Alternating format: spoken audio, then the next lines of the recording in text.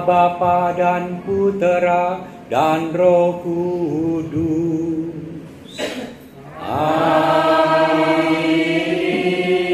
Tuhan bersamamu dan bersama rohmu. Keaturan lenggah. Bapak Ibu, saudari-saudara yang dikasihi Tuhan, selamat sore. Selamat sore. Berkah dalam. Berkah dalam. Hari ini kita memahkotai kenangan akan Ibu Agnes Sarikem dengan perayaan Ekaristi, sebab puncak iman adalah Ekaristi. Dan tadi saya mengubah bacaan pertama karena persis bacaan hari ini adalah soal penebusan, dan itulah yang membuat hidup sesudah kematian itu bukan pengadilan, bukan kacilakan, tetapi penebusan, ditebus. Dan nanti akan kita dengar surat Petrus.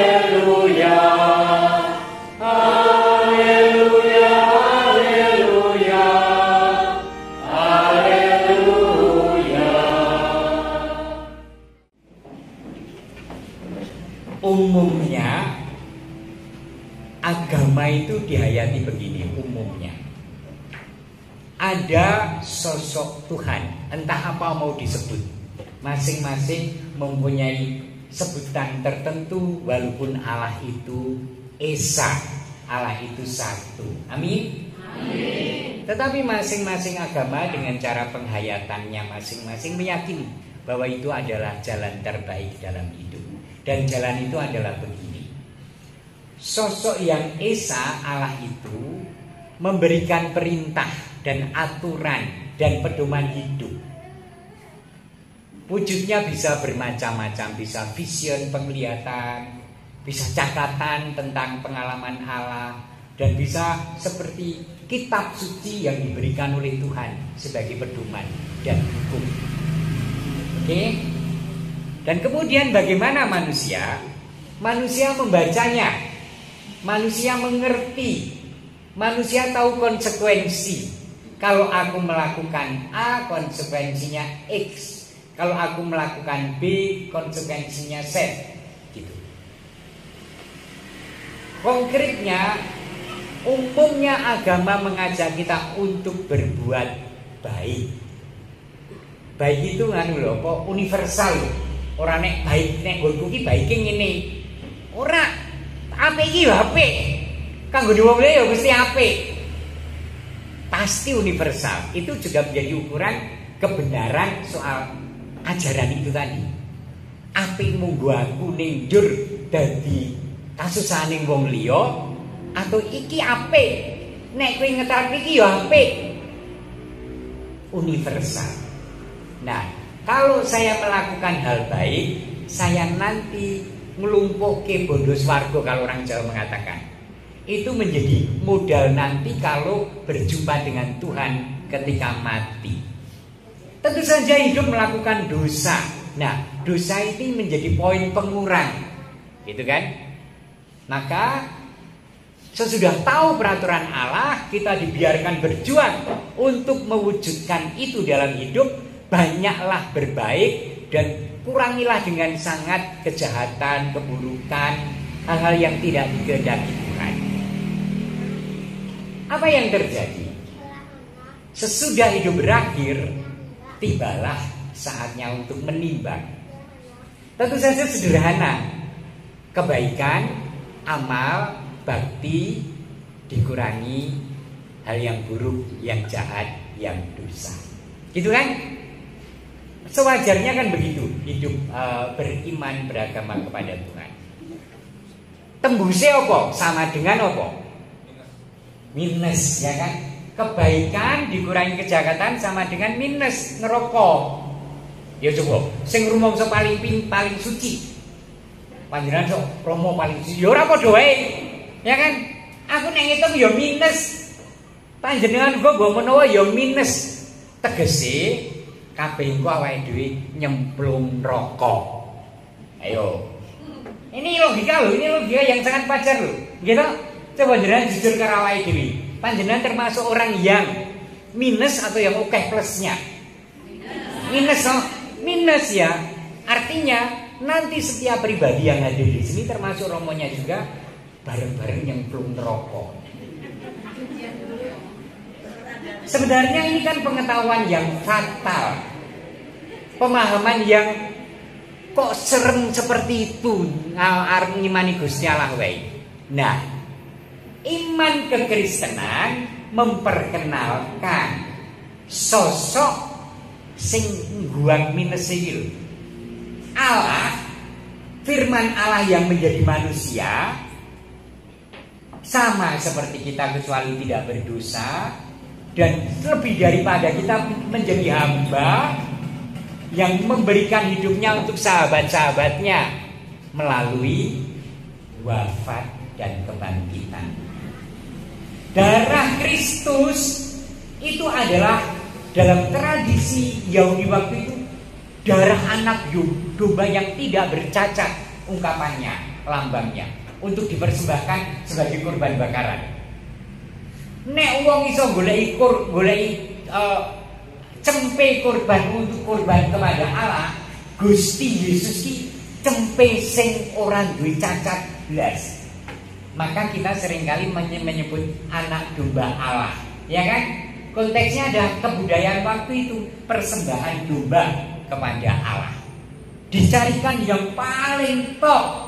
Lah Yesus ki ora bandingane. Tidak ada bandingannya. Top markoto. Kurang lebih. Nah, apa yang dilakukan dengan pengorbanannya disalib?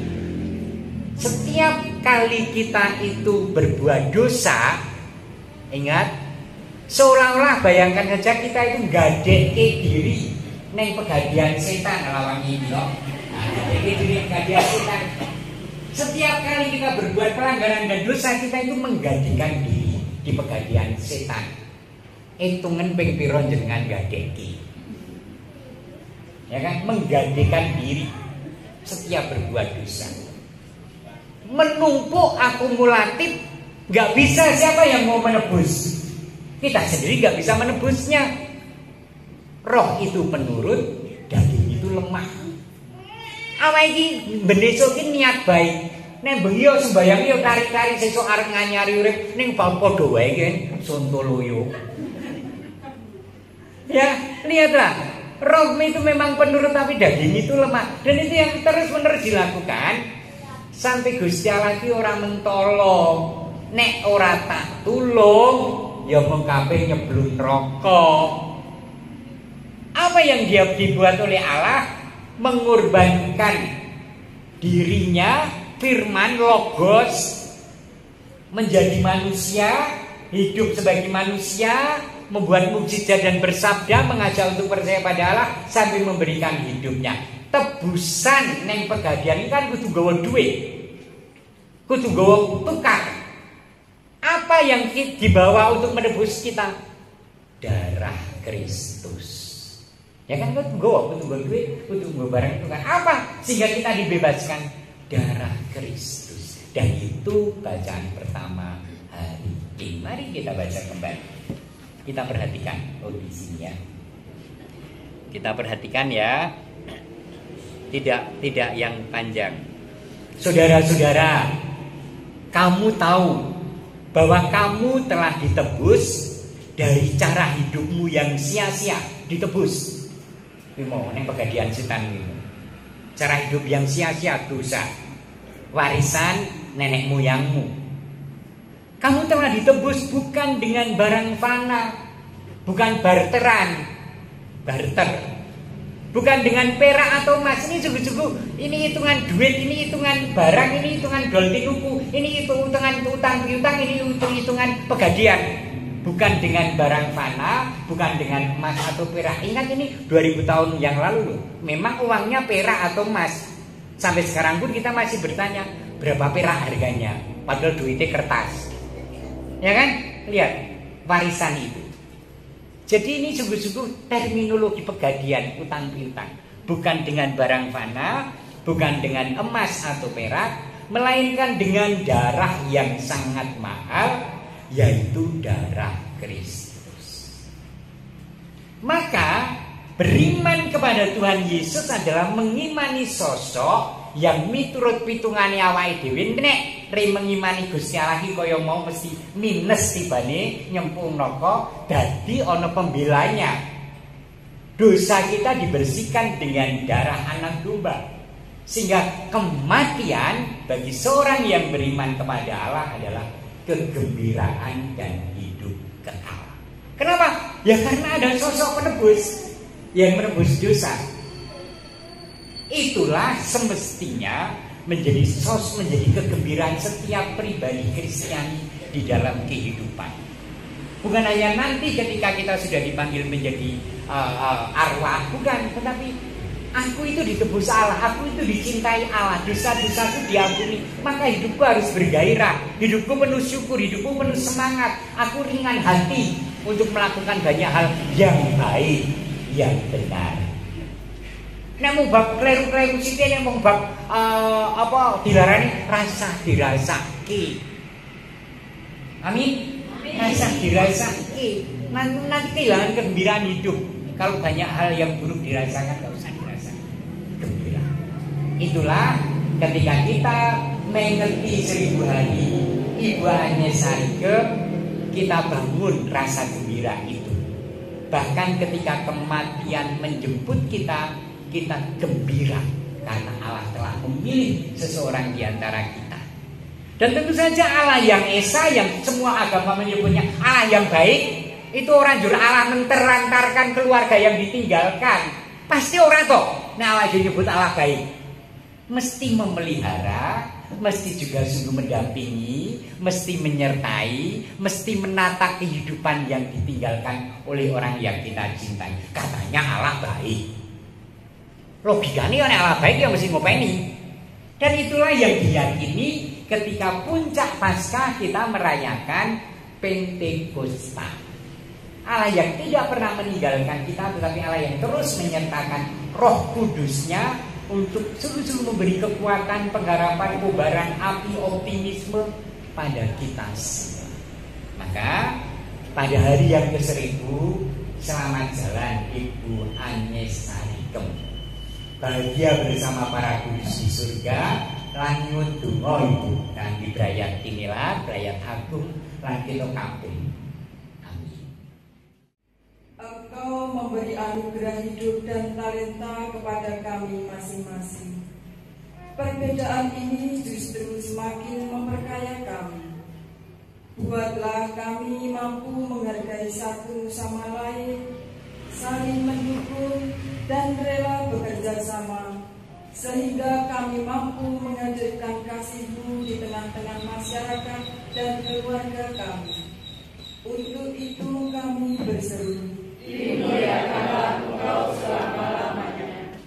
Kami juga berdoa bagi anggota keluarga, komunitas, dan saudara-saudari yang pada saat ini masih berjuang dalam hidup bersama.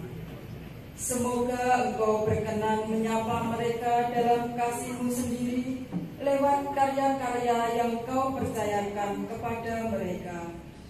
Untuk itu kami berseru, dimuliakanlah Engkau selama-lamanya. Marilah kita berdoa. Kami mengucap syukur dan memuliakan Engkau ya Allah, karena belas kasih-Mu begitu nyata dalam diri Yesus Kristus Putra-Mu yang wafat dan bangkit untuk menebus dosa. Dan kami mengenangkan saudari kami Agnes Sarike Sutarno yang 1000 hari lalu Kau panggil, dan para leluhur kami semua. Kami percayakan pada belas kasih dan pengampunan-Mu agar mereka bahagia dalam surga abadi, dan menjadi pendoa bagi keluarga dan kami semua yang ditinggalkan, demi Kristus Tuhan dan pengantara